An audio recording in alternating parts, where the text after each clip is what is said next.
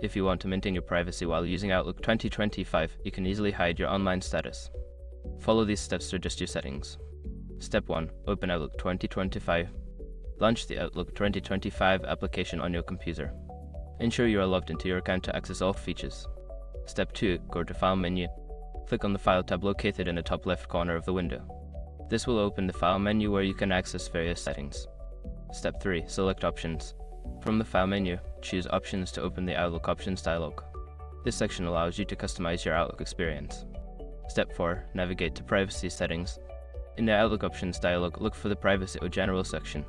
Here, you will find settings related to your online presence and visibility. Step 5. Adjust online status settings. Find the option that allows you to manage your online status.